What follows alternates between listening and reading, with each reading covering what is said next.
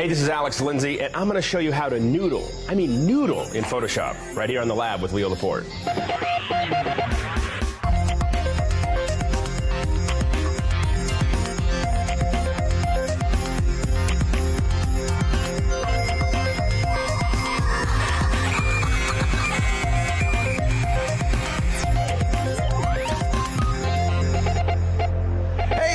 Good to see you. Welcome. It's time for The Lab. I'm Leo Laporte. This is The Lab. And we're so glad you're here. We're going to talk about technology today. Every kind of technology. We'll help you use it, help you buy it, help you abuse it if you want to, help you throw it out when you're done. Ladies and gentlemen, the lovely Kate Abraham. Hello there. How are you today? I'm superb, thank you. Superb! Superb. This is episode 171. Wow, Alex Lindsay's back. Yeah. He comes up from San Francisco to talk about Photoshop and 3D and stuff. I don't know what noodling is, but we'll find out. Okay. Is it noodle or nodal? Ah, it's both. Okay. Jacob Tran is back. Ivan Tung too. Design your own Xbox 360 live game. Sounds good. Last time he was here, I think he showed us PS3 stuff. The Wii as well, didn't he, before? Oh, he did Wii. Did the chicken one with the Wii? Yeah, the chicken with the Wii, yeah. He teaches this, and it's really cool. It's so cool. It's neat to see what the students are able to do. Rick Yeager also on cases, protective cases for your laptop computer. Yeah. With the glasses? Yeah, he's got his shirt that says geek, and he's got the geek glasses. Yeah. He's going for a look here. He is. He's going for a look. He's pulling it off as well. Anyway, we've got lots of calls. Let's get to our first call of the day. Who do you have for me? We are heading to a very snowy Collingwood in Ontario, and we have Curtis. All right, thank you. Hello, Curtis. Hello, Leo. How are you? Big storm came in today, didn't it? Yeah, we got a little bit of snow today. They were saying 30 centimeters in Toronto? Yeah, well, I'm about 2 hours north of Toronto. So it's worse. Whatever they get, you get double. Yeah, usually. Yeah. Well, I hope you're inside. You got a nice fire in the fireplace, and I'm glad you're watching the show. What can I do for you today?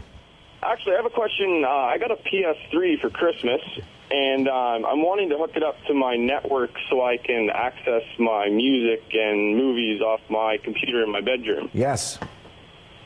That's absolutely what the PS3 is designed to do. Both Xbox 360 and the PS3 have media connectors to make it simple. You can even transfer files over. The thing that I like about the Xbox is they've really, the PS3 is Sony has really done a good job of supporting codecs. It supports, all kinds of video, including H.264. They just announced DivX support. I mean, that's really great. It means almost anything on your PC you'll be able to play back. Audio, of course, is no problem. It's funny, I have a PS3 and I've never tried to do this. I think...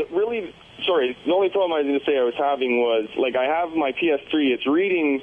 You can see most of it, right? Yeah. What's, sorry? It can see most of what you've got, right? Well, it can't see the files, but it can see the computer itself. It sees that the computer's there, but when I go into it, it says there's no files there. Okay, so... I wish I were more expert on how to do this. I haven't set this up. It sounds to me like what's likely going on is that you've got some security software on your PC that's blocking access to those files. Okay. It's not seeing any files, or is it seeing folders? Well, yeah, it's seeing the folders, but another problem I also have is getting, I only have a few songs in Windows Media Player right now because I mainly use iTunes because I have an iPod. Right. So it's not... It won't be able to play, I'm sorry to say, it won't be able to play those iTunes songs. Yeah, I knew it wouldn't be able to play the iTunes files. Yeah. But it should be able to play, anything that's unprotected. Mm-hmm. I'm trying to remember what I apologize. I'm not as up to date on this as I ought to be. There is, is there software you run on your PC to do this, or is it just see it automatically? Well, I did look through some forums on the internet and found that it should all I had to do was enable the file sharing. It's file sharing, yeah, that's what I thought, yeah. And then it worked, and the problem is I just can't see the files themselves. So you're sharing, you're sharing that folder? Yeah. Okay. So there's a lot of different things it could be. This is kind of a larger class of problems that people have, which is seeing files on one PC from another PC, or from a Mac, or from a PS3, or from a variety of different things. And what usually ends up happening is it's either some security software you are running. So I would take a look at do you have Norton Internet Security, Norton 360, McAfee? Actually, I have AVG. AVG's all right. That's just if it's not the firewall, it's just the antivirus, right? Yeah. Yeah, that's not going to cause a problem. It's a firewall that's going to block it. You might turn off the Windows firewall, not permanently, but just to temporarily to see if that helps the file sharing. Make sure that the file sharing is turned on. Can you see those files from another PC? Have you tried that? I've never actually tried it. The only one that really uses her computer is my sister, and she's never home. They also have to be on the same work group or the same domain. The default name is work group. Make sure it stays that and that you're using the same one. They have to be on the same subnet. You can't have a switch in between them or a router in between them. Is it wireless? Yeah, well, my computer's wired. The PlayStation is wireless. Right. And you have a wireless router, right? Yeah, we have a wireless router. And so your computer's plugged into the wireless router. Yeah.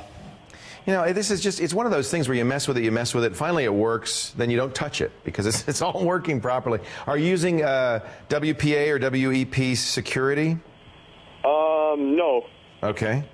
Or not that I'm aware of. How about that? I would check. It supports those, but you have to use if you make sure you have the proper password. Although the fact that you're seeing the computer tells me that everything in that regard is working fine. It's just seeing those individual files. I would check your file sharing and make sure. There's a really good. I point people to this all the time. It's practicallynetworked.com. Okay. And that is a really good site to help you do things like file sharing. It's got a troubleshooter in it. I don't know if they focus specifically on PS3, but it's certainly got enough troubleshooters in there to help you. And I think that'd be a good place to go. Practicallynetworked.com. All right, perfect. Sorry, I'm not much more help on that, Curtis. It's one of those things, it's hard for me to say what's wrong. If I were sitting there, we could try some things, but it's very difficult to say by remote control what's wrong. But that is a category. I mean, there's a lot of problems in getting file sharing working. The good news is once you get it working, it like works forever. It's just getting it working the first time. Are you ready to noodle? Let's noodle. Thank you. Enjoy the snow. I see snow on the screen. Do you think there's snow on Skype because there's snow in Collingwood? I think that's probably the case. I might be wrong. I could be wrong. Let's noodle with Photoshop. We're going to noodle with Nodal, whatever that is. When the lab continues, Alex Lindsay, you stay right here.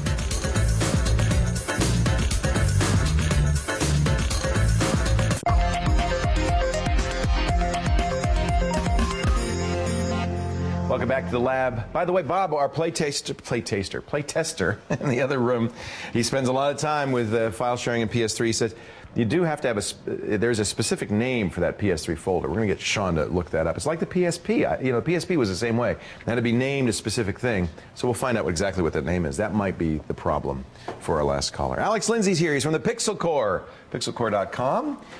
He is an expert on Photoshop, 3D graphics design, content creation, worked on Star Wars for Lucas, and now he's going to show us how to noodle in Photoshop. What is noodling? You like that? Well, Photoshop's fun that way. It is. I mean, you can play with it, you can draw, you can do a lot of neat stuff. Well, what we're talking about with noodling is that Photoshop is, a great application, but it's based on always on layers. Right. Okay, and so we've learned that. I mean, every time you come in and all our Photoshop experts say layers, layers, layers. And so you're always adding these layers. Right. But what if you want to use this layer in 4 different places? Or what if you want to, kind of have an open-ended architecture? Imagine, so the thing is that right now the layers are really useful because you can stack them up, but they're also very modal. This layer is affecting everything. You're in this place, and you're only in this place. And the order of the layers is everything, and exactly. So in high-end compositing, so when we're working on big films, we tend to use something that's called nodal-based compositing. Shake does that, right? Shake is a nodal-based compositor. So Digital Fusion. Like program flow, and you drag things around, and you say, apply this, now apply this, and exactly. It's actually a lot like programming, and for many people, it's actually can be easier to understand what you're doing. Me, much easier. Much easier. I grasped it immediately compared to this, and I've never used Shake, but you've shown us Shake, so that's how I get it. So what we did is we really liked that part, right? And we worked with the programmers that we work with at Lacquer, and we built a plugin for Photoshop that gives you like a little mini Shake. Oh, that's neat. That sits inside of Photoshop. So tell us before we go much further what compositing is and why you do what compositing is taking one image and just mixing it with another image. So anything you do when you're taking 2 different images and you're putting them together, you're compositing. In a movie, for instance, you'd have live action against a painted backdrop. Right. You might have 2 live action. You might have a green screen. Someone put up a green screen. And we're going to put them in front of a video field. Right. So slapping those 2 together is compositing. Exactly. Okay. So So so when we add this filter, we just add it like any other filter. So here's a DV Garage conduit, and it's going to pop up a new window. There's Dr. Kiki from Food Science. And so we have her here, and here is, so now we're in a whole other editor. This does look like Shake. Look at that. Now this is just a plug-in. This is just a plug-in for Photoshop. So what we're going to do now is we can go in and, for instance, we want to pull what we call a color difference key. This is a pretty typical thing that we'll do. So we'll drop it in there, and so now we've added this rule that says, you know, it basically says subtract the red from the green. Now, so far, that's kind of like a layer would be in Photoshop. You'd put a layer mask in, right? Right. This is where things start to go off the reservation. So we have unspill. Unspill allows us to remove the green. So what I'll do is I'll say. So now we're no longer linear. We're no longer linear. Now we're saying, you know, I want to actually change the flow of this entire thing. So now this image, her original image, is going to both this, and it's going over here to this unspill. And this unspill, what happens is I can pull down the green, I can bring up the red. And what's the advantage of doing it that way as opposed to doing sequential layers? Well, the main thing is that it gives you a lot of flexibility that I can keep on coming back to it and keep on changing stuff. You can modify either one. And I can look at something. For instance, if we go a little further, you know, so if I take this and I go into the images, and I say, you know, I want to create a better map. This is really great. So I drag in here and I go, what I want to do is I want to invert it by I'm just swapping the input and output. And then I'm going to make her a little brighter. I'm going to make the background a little darker. You can see how I can remove most of that background. Does this affect the final result, even though it's kind of off? Right now we're kind of going off. But what we can do is I can. You're just getting off that cold that I gave you. It's my fault. I was trying to hold it off. I was trying to hold it off there. So if I go into this composite and I bring in this over. Now what this does, it says, give me the foreground. Yeah. Give me the map that you've created here. This is the alpha channel. And I need a background, so I'll go in here. This allows you to combine 3 different processes into one. And now what I'm doing is I'm actually going, this thing is actually able to go out and look, you know, so now I grabbed a new image from my desktop. And so here is a mountain scene. Oh, you're going to put that behind it? And I'll drag this in here like look this. At that. And this is much more intuitive when you do it this way. I mean, because you can tell what's happening. You can see these are all the operations, and I can go back and affect any operation above it. So, for instance, I can look down here at over. So I can be looking at this, and I go, you know, it'd be really nice if she had a little bit more blue in her. So I might go in here into the image and add an exposure. And you just pop it right in. And you just pop it into the middle of whatever you're doing. It's a much more intuitive way of working. I find it to be much easier to really... You could do that with layers, right? I mean, you could get it done in layers, but the problem is that even though they've added smart layers to Photoshop, and they've added, you know, so we now have smart layers. We also have, you know, layer adjustment layers. There's a lot of times when, if you're going to apply a blur, for instance, or apply certain things, you have to figure out where to put it. You have to commit to it too. Yeah. You have to get to, I'm going to do this filter, and then I'm going to commit to it. Well, I'm not committing to anything until the end composite. I can keep on going upstream. I can look up here and work on something down here, really and you know, so on and so forth. So this is modifying the way Photoshop works just with a plug-in. Exactly. Wow, that's kind of neat. That's some real programming kung fu there. There was the guys who do it are very smart. Yeah. And so what we do, and also we have this set up so that it works in After Effects, Final Cut and Motion, and there's a standalone version, and all of them work together. So I can work on this composite here in Photoshop and then send them what I did in Photoshop, so they can apply it in their edit or in their composite and so on and so forth. So this plug-in is called Conduit. Conduit. How much is it? It's the whole package that works in all of the applications is $199. That's very reasonable. So it works. It's 4 plugins in a standalone application. Wow, that's amazing. That's from DVGarage. That's from DVGarage. Yeah. Now, if I join Pixel Core, do I get to use software like this?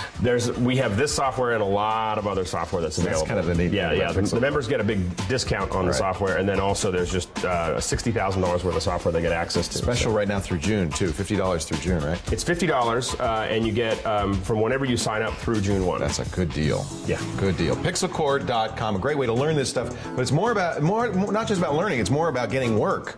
Once you know, toning and honing your skills, but then it's a guild of artists who help each other get jobs, and that's the best part about it. Alex Lindsay is the founder of Pixel Core and does neat projects like this Conduit. I can't wait to try that out. Can I get a copy? We might be able to work it out. Okay. I know somebody who knows somebody. I'd like to get a copy. All right, we're going to take a break, come back in just a bit. Before we do, though, take a close-up look at something you might find around the lab. It's a dial, it's a number, but what's it go with? Think about it. We'll talk about it when the lab continues. Stay right here.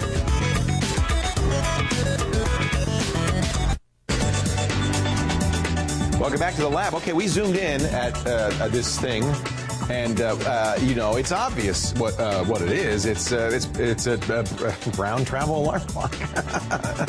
Sean Carruthers does this. I just wait now until we zoom out, and then I know what it is. That's cheating. It is cheating. He does that. Which macro are you using now? You're using your Canon XTI? Using a Sigma 105mm macro. That's a nice. Those are beautiful shots. Gorgeous nice. shots. All right, let's get another call on the air. Kate has a good caller for us. I do. This is Roland from Martinville in Quebec. Roland looks puzzled by something. Maybe we can help his puzzlement. Hello, Roland. Hi. How are you? Welcome to the show. Thank you very much. What can I do? You do look puzzled in this picture. Oh, I'm very nerved up. I've been trying for over a month, and I'm having problems when I use Windows Internet Explorer. Yep. I can't sign up on it. It always says I'm working offline. Well, how dare it? You're not offline. You're online. Now, here's a question for you. Is it only in Internet Explorer? In other words, could you use Firefox or Opera or another browser and get online? I'm okay. So Firefox is fine? Yes, but the only thing, it's slower than my Internet Explorer, you see? Yeah, well, you should want to use it. I don't blame you. Now, I do have to say, I don't recommend Internet Explorer 6. It's not secure, but once you go to Internet Explorer 7, it's a great browser. It's much more secure, much more standards compliant. So IE7, I highly recommend. I don't recommend using IE6. It's a little dangerous. But why is it that now we know you're online, you get your email, you could surf with Firefox, but Internet Explorer acts funky. Well, it's got to be something in Internet Explorer's settings, doesn't it? Yes, and I've tried everything on it, and I went for help in town and asked to go into computer stores, and they don't know nothing about it either. Well, the first place I'd look is in the Internet options. It's under Tools, Internet Options. I'd look in Connections. With Connections, you can set up some oddball settings. Go to your LAN settings, for instance. You could have a proxy server set in there. Now, if you had a proxy server turned on in there, that would screw you up. Did you ever use any content filtering software? No, I never did, no. How about security software, like Norton Internet Security? Yes, or I've got Norton. Norton antivirus or the whole package? Norton, just the Norton antivirus. Okay, the antivirus is okay, but Norton Internet Security or Norton 360 is very aggressive and can sometimes keep people from getting online by trying to protect you. So this happens if people use some anti-spyware programs will actually use a proxy server. You see this here? Proxy server. They'll use a proxy server, and what that means is instead of going directly to the site, you'll go through a proxy server like this, and what it'll do is it filters out stuff through there. So I want you to go to this is in your Internet options. I'm going to turn this off because, well, I'll show you. I'll leave it on. My browser will stop working. It'll give me exactly the same results that you're getting. So it's in the Internet options, Connections, under LAN settings. Now watch if I. Oh, I hope this works. I like doing these demos on the fly, and then sometimes they work, and sometimes they don't. In theory, this shouldn't work at all. It doesn't.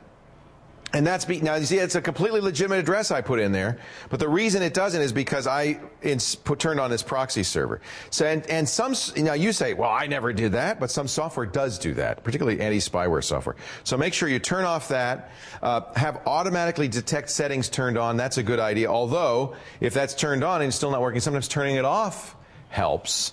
So play with these settings a little bit. The other thing you might want to do is go to your security settings and check. If you've got your security settings set way, way high, sometimes that can cause a problem. Click this button, default level. Okay. And maybe even reset all zones to default level. Just, you know, there are reasons to turn the security up. But just to see if we can get this working. So this is all in Internet options. There's two tabs I want you to look at. Connections and LAN settings. And then security, and make sure you're at the default levels and turn those on for both of those. And because sometimes, for instance, you could say I only can go to trusted sites. It would be, for instance, a setting that you could have, and that would cause these problems. So all of these things can do exactly what you're getting. The fact that you can surf, the fact that you can get email tells me there's nothing wrong with your Internet access. It's just something in the settings for Internet Explorer. So these are some things I would try to see if you can get Internet Explorer working. Are you using IE7? No, I'm not. Okay. You're on Windows XP? Yes. Yeah, I would run. That means you probably haven't run Windows Update lately, have you? No, I have not. Yeah, very important that you run Windows Update. Okay. Windows Update, here's what happens. When you run Windows, when Microsoft puts out a patch, they do it the second Tuesday of every month unless there's an emergency. When they put out that patch, hackers go, oh, and they take apart the patch and they figure out what it's fixing, and then they say, aha, there's a problem in Windows, and for all the people who didn't apply the patches, we're going to put hacks on our websites that will take advantage of those holes. So when you don't apply the patch, you're basically vulnerable to these hackers who have said, I know what the problem is, and you're not fixing it. So very important. First thing I would do right now, you may have trouble if you have trouble with Internet Explorer, but I would try to run Windows Update. Okay, get those updates on there and put every single critical update on there. Just keep going until there are no more critical updates.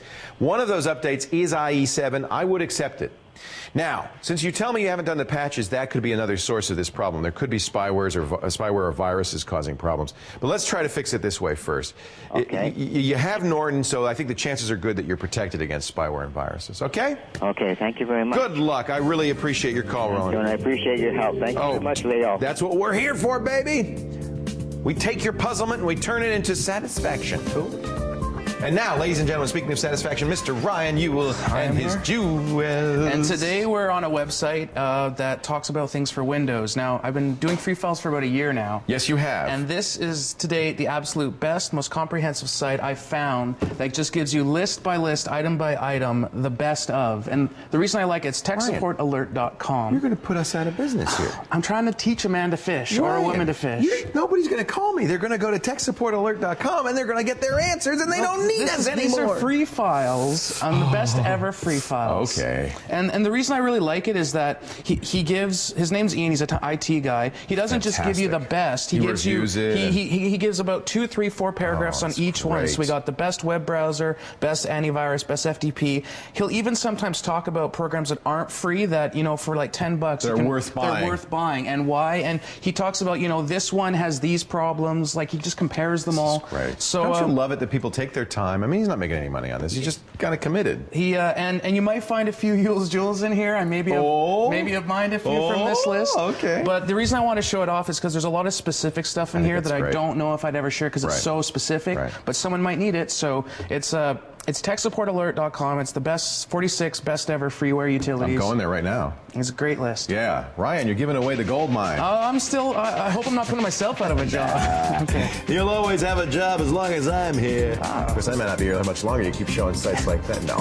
TechSupportAlert.com, a great Ewell's Jewel. Where can we find that? Go to labwithleo.com, free files, Ewell's Jewels. I'll send you the link there. There's a lot of other jewels there. So. You worked at Electronics Arts doing video game testing. Yeah. Did you ever kind of hanker to write your own video games? I've written millions of games in my mind, the odd design doc, but never actually started coding. I think you want to stick around. Yeah. Because Jacob Tran is here. He teaches people to write video games. He's got some of his students and some amazing games. Develop your own game for the Xbox 360. We'll show you how in just a bit. But first, our quick quiz question of the day. As of early 2008, what's the fastest speed achieved by a train? And we just define train as something running down a track, right? Could this be maglev? 321 kilometers, 379 kilometers, 451 kilometers, or 581 kilometers an hour? What's the fastest? Those are all really fast. Was it in Japan? You're not telling? No hints. All right, no hints. We'll talk about it a little later on when the lab continues. Stay here.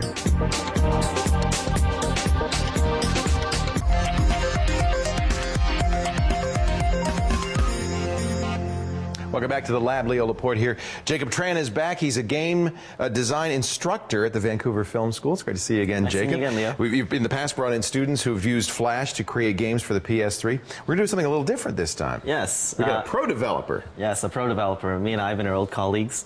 This is Ivan Tung. He works for Little Boy Games. But that's interesting because it's his own little company, right? Yeah. Sure. You worked for EA for a while as a developer. You decided you wanted to do your own thing? Yes, I was looking for something a little bit more challenging, and I thought the market was open to create a casual game, and Microsoft has a way that small developers can develop games via Xbox Live.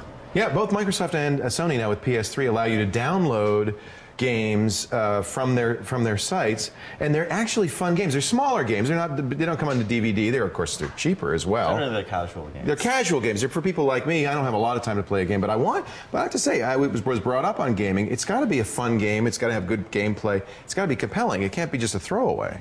It's all about that core game mechanic, and if it's addictive and the graphics are great, then I don't mind if it's a small universe or it's a simple game, as long as Tetris is okay. It's not a bad game. So this is called Go Break Steady. Yes, and so we brought Ivan into the Vancouver Film School because there's a perfect captive audience for him. We teach game designers in our program, right? And so he came and play tested this game, Go Break Steady. That's a challenge for a small guy because EA has a game testing division, but you've got to find people to test your game. It's important still to test, right? It's very important. I mean, there was really just 2 developers for this game, so it's very hard to determine, is it fun, is it too hard? And that's what VFS allowed us to do, is we had the game tested by students over the course of 2 days to really tell us, was it too hard, was it too easy? So you can't tell that yourself. You don't know looking at it. After playing the game for 5 months or 6 months. It's easy for you.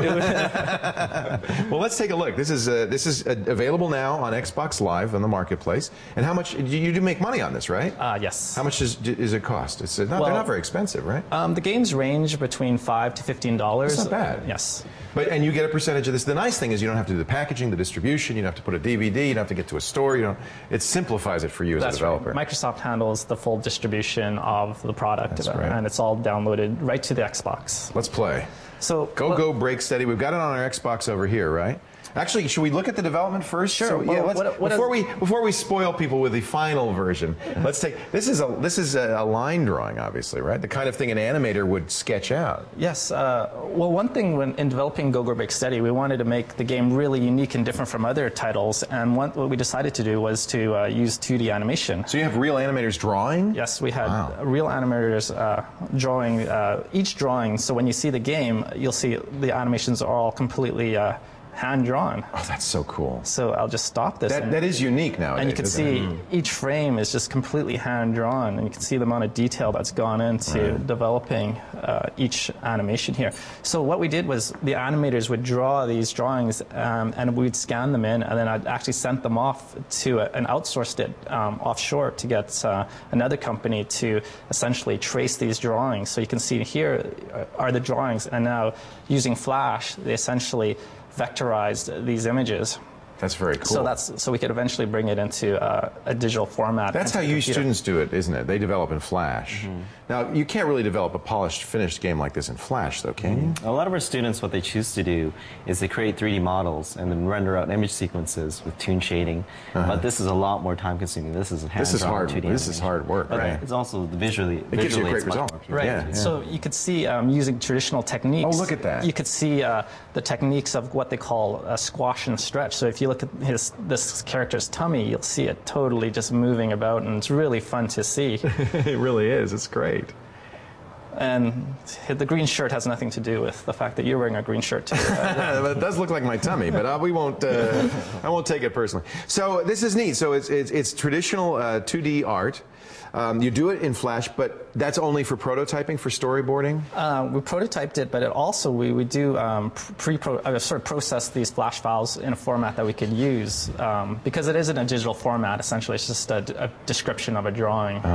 So you have an engine then that can take that Flash and make it into a game? Yes. Yeah. Well, the Flash would just help us render out these characters. Right. But the whole engine we wrote ourselves. Right. So the Flash is kind of an intermediate step. Yes. Yeah.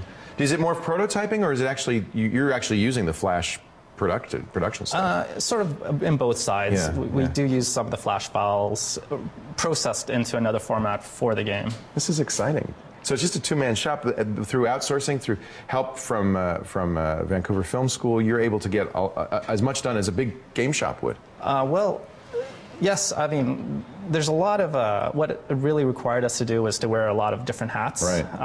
I would do art direction, engineering, game design, and that's one of the really hard things. Being an engineer was determining or figuring out how to. Normally, there's somebody else to do that, right? Yes. Yeah. So it's really. it was a lot harder to figure out how to make a game fun, and that was really well, let's a real see challenge. I want to play the game. So Jacob, that's a lot of times people say, oh, you can't be a game developer anymore because it's big companies with hundreds of employees. This items prove that it's not necessarily the case. Certainly, the model's changing a lot. Yeah. There's a lot more distribution chains and options you have these days. So is it a breakdancing game? So what it is a mix between a music game and a puzzle game. So there's a puzzle game, but you're trying to do a little Tetris-y kind of thing with the matching it kind of combines a little bit of a Guitar Hero or Dance Dance Revolution and exactly. So you have to play to the beat of the music, and then you get essentially these puzzle pieces to basically destroy this puzzle. So you say, Jacob, that the model is different. It's because we can download games. We can have casual gaming now. We have online gaming. There's a lot of places you could do a game. Yeah. They're not all Doom 3. They're not all Metal Gear Solid. There's a lot of smaller things available too. And I think it's the evolution of gaming as well. There used to be a lot of hardcore gamers, or what's known There's as a lot of people like me now who were hardcore gamers don't have time to be a hardcore Exactly. gamer. So the female demographic, the younger demographic, it's definitely a growing field. The old fart demographic. Jacob Tran is a design instructor for gaming at Vancouver's Film School. We're so glad you came in. Ivan Tung, the founder of Little Boy Games. You can buy this game now. Go Break Steady on Xbox Live. I'm going to run home and do it. This looks like a lot of fun. And you're right. You're too good at this. You needed some testers because I couldn't do that. I can tell right now. All right, we're going to take a break and come back with more in just a little bit. Come on, play some more. Let's see some more while we go out. More of your calls coming up as the lab continues. Stay right here. 6, 5,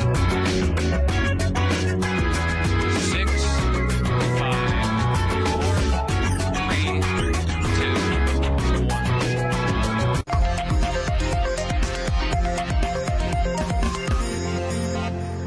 Hey, welcome back to The Lab with Leo. I'm Kate Abraham, and now it's time for my tip of the day. Now, this is a tip for all you foodies. I love food, I love to cook, I love to go out and eat in restaurants. This is a great site for anybody who loves food. It's called chow.com. Fantastic site, actually owned by CNET. And the great thing is basically they pitch it as a 5-course multimedia meal. And not only is it recipes, which is great, because obviously recipes online make it so much easier to follow, it also is a comprehensive site that has video tutorials, which is great. You have an option of choosing different podcasts, which is fantastic. You also have photos. The great thing is as well, there's actual boards here. So it's actually an interactive site, which is great because not only is it recipes, but there's also you can actually post restaurant reviews from anywhere in the world, which is fantastic. So it's called chow.com. That's neat. And the thing I like about it actually has the forums to it as well. So it's actually an interaction as opposed to just being like, this is how you make X, Y, Z. Right. So you've picked a number of food sites. I think you're a foodie. I love food. And you like to cook too, right? I do love to cook as so well. This is perfect. Yeah, absolutely. It's a very cool site. That's new. It's interesting that CNET's getting into that. They're deviating a little bit away from their tech Which is, heritage. I mean, it's great because they're now actually appealing to a broader market. Yeah, and they have the skills to put something like this together. Exactly. It's very polished and effective. Site. Yeah, It really is. Like my mum would use this site, you know. Yeah, so it's really cool. Neat. Chow.com. Chow.com. Good name too. There you go. All right, let's get another caller on here. What do you have for me? We have a very sleepy Brent from Perth in Western Australia. What time is it in He's Perth? been up since 4 a.m. for us. Oh, Brent, thank you, Kate. Thank you. Oh, Brent, thank you very much for getting up early for us today. Hello. Good morning. Hi, Leo. How you going? I'm great. Welcome to the show, and thanks for losing some sleep over us. I appreciate it. No, that's fine. I like your flag in the background there. You're representing. I thought I'd better do it. Yeah, you bet. It's just been Australia Day over here. So. Is it Australia Day? Oh, that's great. On the 26th, just gone. So. Just passed. Well, happy Australia Day. What can I do for you today? I've got a pretty simple question. Good. The old Spotlight used to come up in a special folder when you would click on the Show All bottom, the bit just below the Spotlight in Mac. You know what? Yep, I'm looking at it right now. So I'm at Spotlight. Yep. I've typed in a search. And then the first thing you see... search. Yeah. And then it would come up with the list of search there, and then it would have Show All. Right. When you clicked on Show All in Tiger, it would come up in a special folder and be designated, listed out.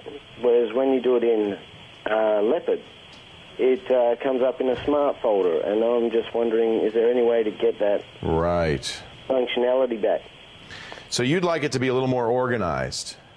I'd like it to be, I actually really enjoyed Spotlight in Tiger, and I'm just wondering whether they've just totally redone it or... Well, yeah, let me compare. I'm going to show people, you know, in the default menu search, you see it has, when you search for something, it has the top hit, but then it divides it up into different categories. So documents, messages, events, images, PDFs, web pages. So it's kind of categorized.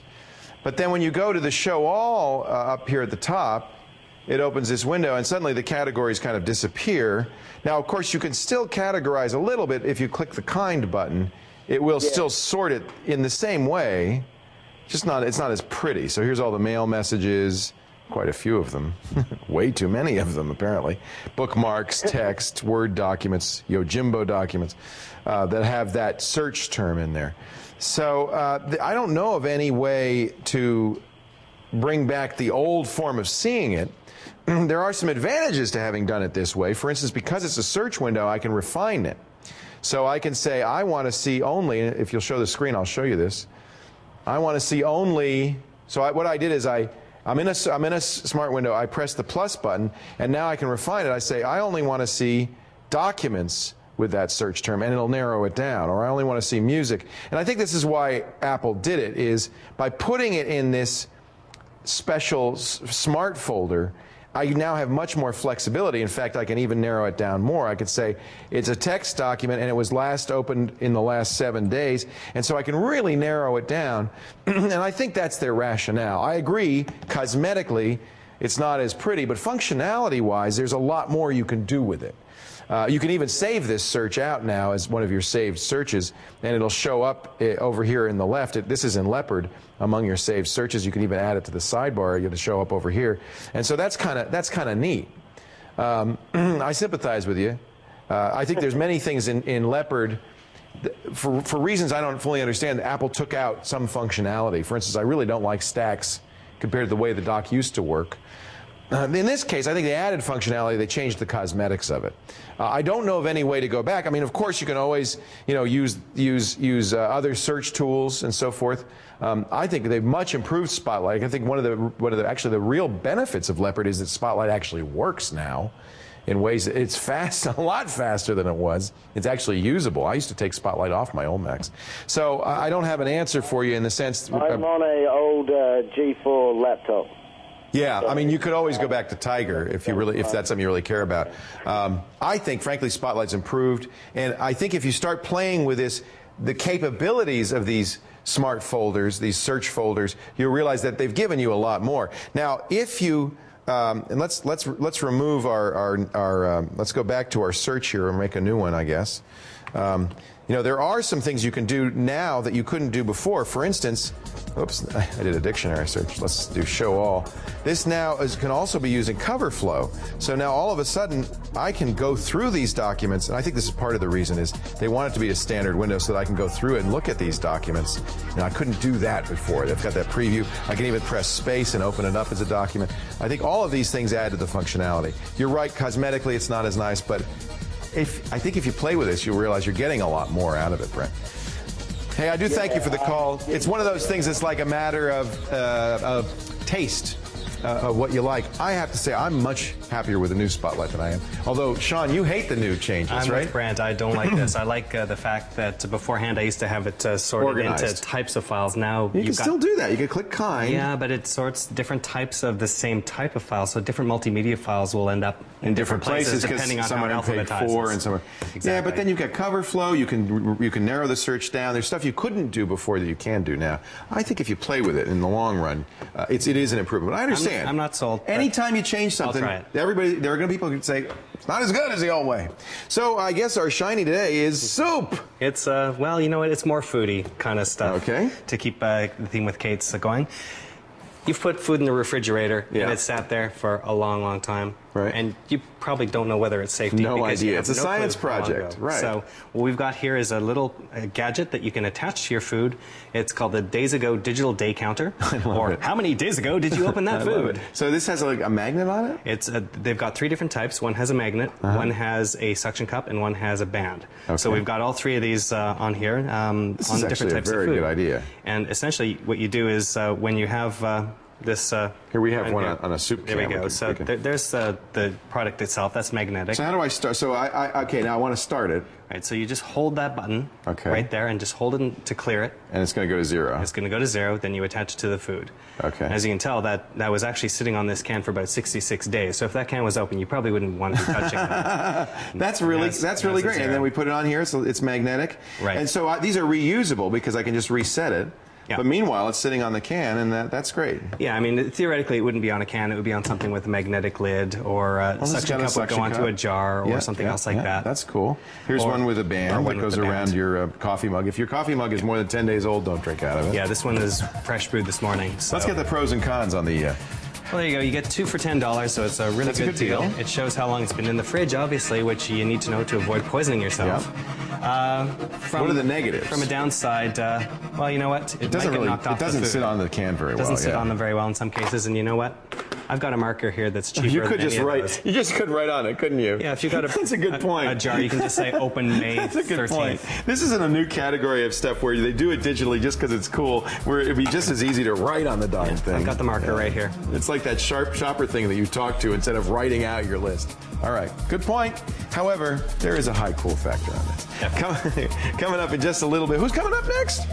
Oh, Rick Yeager's here. He's going to show you ways to protect your laptop. Good. Some neat new laptop things. I have one I really like. I'm going to show you too. I love it. But first, one last chance to take our quiz question of the day. As of early 2008, what's the fastest speed achieved by a train?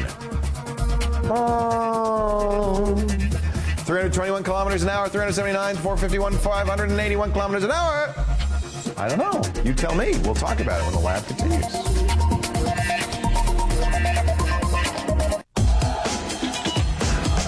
Welcome back to the lab. Before the break, we asked you how fast the fastest train has ever gone. I don't know, 379 kilometers an hour. What? Wow is right. That's a little scary. That's a bullet train of like a bullet. 581 kilometers. Where was that, Sean? It was in Japan. Was it a maglev or was it a maglev train? So they don't even touch the tracks. They just float. No friction. But you know, I get scared. To go that fast, I get nervous. I'm not sure. You know, what a crash at that speed. Pure milk. Yeah. So we're going to talk. Rick Yeager's here from, he's the MacMerc from MacMerc.com. It's good to see you again, Rick. Good to be seen. And you've got a bunch of, now he's the Mac guy, so he's got a bunch of Mac cases for us. Covers, really. Shells. They're like hard shells. This is the Cadillac, the Casemate signature suit. Casemate makes a lot of leather stuff. I have their iPhone case. Right. So this is one for a PowerBook or MacBook. MacBook Pro, and it slips on with these little elastic Do you like it? Does it hold on pretty well? It holds on reasonably well. The bottom doesn't actually hold on by much other than, you know... and it makes it kind of look like you have an attaché case. Let's see. Let's see. Just snap that in. Yeah. And this would go on like so. That's pretty. It's nice. I wish they had covered over the Apple. Yeah, I know, that's silly. I'm a Mac fanboy, but we don't need that. It's got enough. But it looks like all of these casemates have holes in them. I imagine they also make these for other models and for probably PCs as well. I mean, I found this Unia U-suit, which is kind of a cross between the casemate and the spec see-through, which we'll get to next. Is this leather? No, it's more like vinyl. They say it's leather, but they say it's leather? Yeah. Wow. It's got some. They both have leather from the fine rubber plant. It's from the Nagas of the Naga hide. Well, I guess it could be leather. This one has a nice satiny finish on the inside. This one's got some. It's like alligator. The inside is velvety. Yeah. A little velvety. Very nice. Yeah. So yeah. I don't like that as much. I want something a little more techy. Okay, techy. I'm also worried about heat, to be honest with you. Yeah, I didn't notice any problems with this one. And if you are worried about heat and want leather, stay away from the casemate. Go with the Unia because it does offer a little bit of... A little more ventilation. A little ventilation out the back. Now, these are... Spec's been doing these for a year, and I like these a lot. Yeah, the Spec see-through. They've come in new colors. They're packaged thusly. They're really like hard candy shells for your notebook computer. They come in so they offer red, a measure blue. of protection as well because of the plastic. I can show you on the bottom one. This is the one I've been using on the show since I started that's right. doing the show. You always had these, and look how scratched it is. So those are all the scratches your laptop did not get. Did not get. The other plus of this is... Here, let me hold this up so that you can... I don't know if... Can you see that? You probably can't see the scratches. See, this is me without scratches. This is... See, yeah, you can tell. There's some scratches there, yeah. Yeah, that's... With the clear case, because it's clear, yeah, you can print out something nice and I like that body. idea. So you could actually make this a colored case just by having an insert. Print it out, put it on there. Yeah. I'll just peel this That's out. just paper, so it doesn't mar anything. Right. Look at that, yeah. That's nice. Just off an inkjet printer. That's a nice you can idea. also Put stickers on it. Go to your favorite tech convention and not turn down anyone that hands you a sticker. And you can still go home and your mom won't kill you for putting stickers. I'm going to show you what your I just got. I got these laptop. at Macworld. And I'm just fond of this These are to cool. no end. This is from a company called Skins. They use a 3M material that applies. Now, it works particularly well on a white notebook like this. Look at that, isn't it? But they have all kinds of fine art. This is just one I picked. The only negative is they're pricey, $40. But, 40 bucks. Well, this is 50 per. That provides more protection. I don't think this protects anything. And if you got a little bit more than $50, you can buy 2 of them, put red on the top, blue on the bottom. Ooh, be really fancy. Get all fancy. And how much are the leather ones? The casemate I have, it ranges from 110 to 170. Okay, so no, this isn't as pricey as I thought. Right, and the Unia is about $70. Yeah. The nice thing about the Skins is you can change them at will. They don't provide much protection, but they do hide the apple.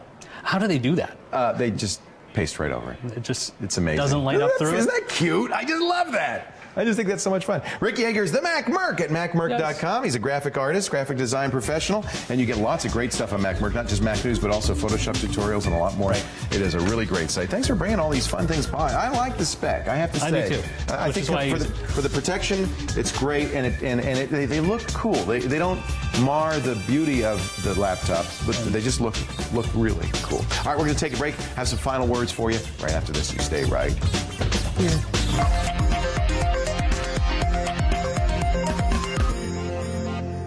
Welcome back to the lab. You know, I talked about my Skin. I forgot that Alex Lindsay had one. This was a kind of a special edition done at Macworld. See, it says Macworld 2008 by the same artist as did this one. Her name is Nanami Cowdroy. But I had to show you one more. Isn't that funny? This is on Kate's computer over here. It's called Rough Night Out. It's Mario and Luigi. Looking a little bit worse for wear. Looking worse for wear. They commission these from fine artists. They have you know, some Van Gogh, and they have that famous wave painting, that Chinese wave. Yes. Oh, I love that. So there's some beautiful stuff. It's absolutely stunning. Isn't that pretty? So Yes, I don't know. I think one of the things about a personal computer is that it's personal. And since they all look the same, anything you can do to make it unique and yours. Absolutely. I think they probably got this idea when they noticed that a lot of geeks were putting stickers on their laptops. I've seen that a lot with a lot of our guests. Yeah, they now all have stickers on there, right? Like Tris Hussey and Dr. Tiki, yeah. And then the even cooler thing, which some people are doing, Leah Culver started this, is laser etching them with logos and so forth. She actually paid for her MacBook. She went online and said, you know, pay me to put your logo on my MacBook. She's a programmer, designed Pounce, and yeah, I think it's very smart. It's very cool. I might get one laser etch just for fun. Anyway, thank you very much. If people want to be on the show, they can go to our website. They can. It's labwithleo.com. We have a tech questions page on there. If you submit your question to us, we will get you on the show, and we will sort out your tech woe. We will do our best anyway. Indeed. I always put this guarantee on you. Don't guarantee. It's like a lifetime guarantee.